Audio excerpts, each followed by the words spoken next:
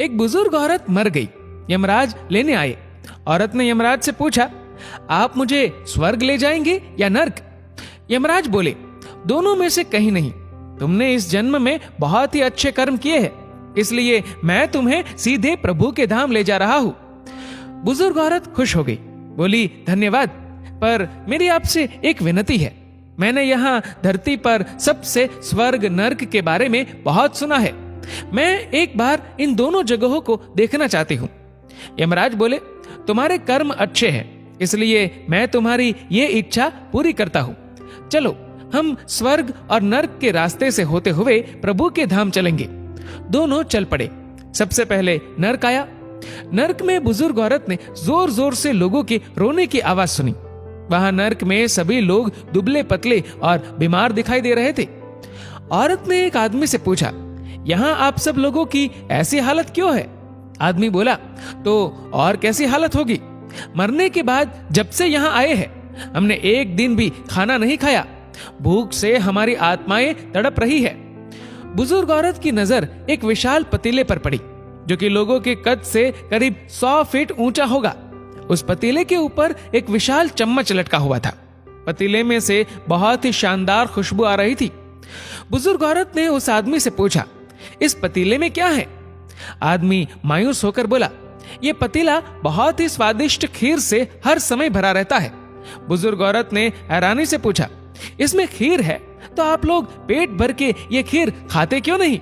भूख से क्यों तड़प रहे हैं? आदमी रो रो कर बोलने लगा, कैसे खाए? ये पतीला 100 फीट ऊंचा है। हम में से कोई भी उस पतीले तक नहीं पहुंच पाता।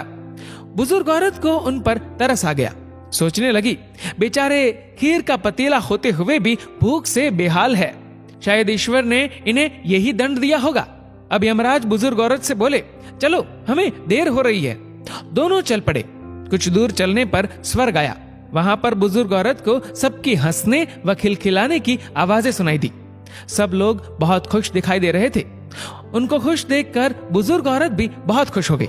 पर वहां स्वर्ग में भी बुजुर्ग औरत की नजर वैसे ही 100 फीट ऊंचे पतीले पर पड़ी जैसा नर्क में था।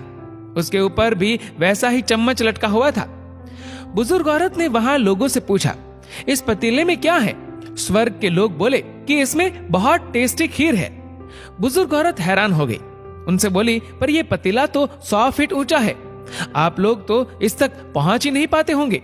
उस हिसाब से तो आप लोगों को खाना मिलता ही नहीं होगा। आप लोग भूख से बेहाल होंगे।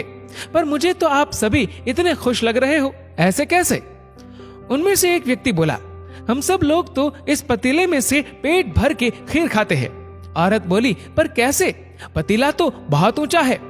व्यक्ति फिर बोला, तो क्या हो गया? पतीला ऊंचा है तो यहाँ पर कितने सारे पेड़ हैं। हमने इन पेड़ों की लकड़ी ली, उसको काटा और एक विशाल सीढ़ी का निर्माण किया। उस लकड़ी की सीढ़ी के सहारे हम पतीले तक पहुंचते हैं और सब मिलकर खीर का आनंद लेते हैं।